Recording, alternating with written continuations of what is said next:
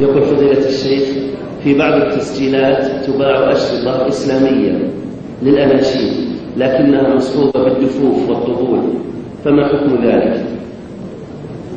لا يجوز الاستماع إليها ما دامت مصحوبة بهذا.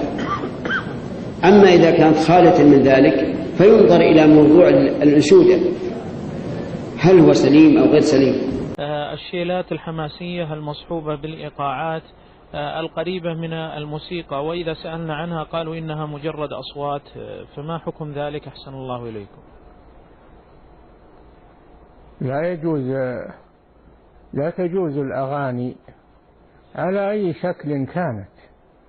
حديث الشيلات هذه، والله هذه الشيلات خطيرة. شوف، إذا شابهت الأغاني والمؤثرات مثل الموسيقى، الخلفيات مثل الموسيقى، حرام، تأخذ حكم الموسيقى.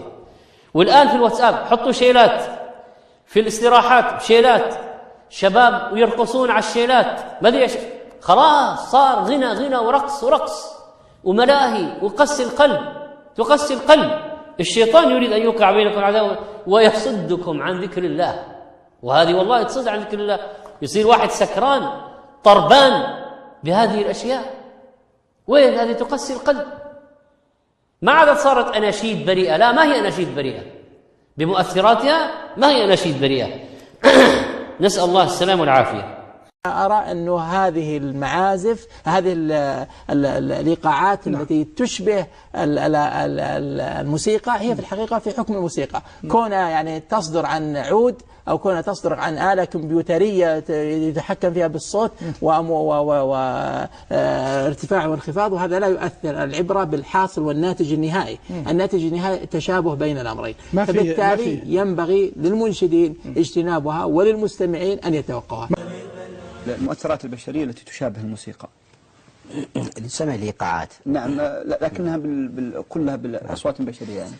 أيا كانت ما تسمى بالإيقاعات التي تشابه ضربات الموسيقى، سواء كان العزف مثلا بالآلة أو نحو ذلك، وكان ذلك أيضا بالفم، وكان ذلك أيضا عن طريق التقنية. فيوجد مثلا برامج حاسوبية مثلا شابه الآلات الموسيقية. نقول ما شابه الباطل فهو باطل. والشريعة جاءت مثلا بالنهي مثلا على سبيل المثال عن المسكر، والمسكر في الأصل في ذلك أنه يكون من الخمر والزبيب، ولكن قد يكون مثلا مسكر في غيره من المسكرات الحديثة. إذا اجتمعت العلة في ذلك وهو سكر العقل فوجد هذا. إذا شابهت كذلك أيضا الإيقاعات الموسيقى بضرباتها فإن حينئذ موسيقى، سواء كانت خرجت بآلة إلكترونية أو كان آلة بآلة مثلا من العود أو مثلا من الطبل أو نحو ذلك، نقول المؤدى في ذلك واحد.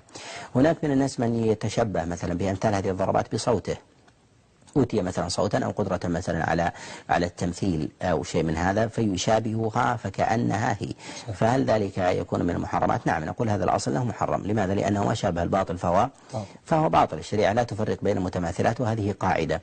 فكل ما أدى إلى العلة التي نهى الشارع عنها فإنه ينهى عن ذلك،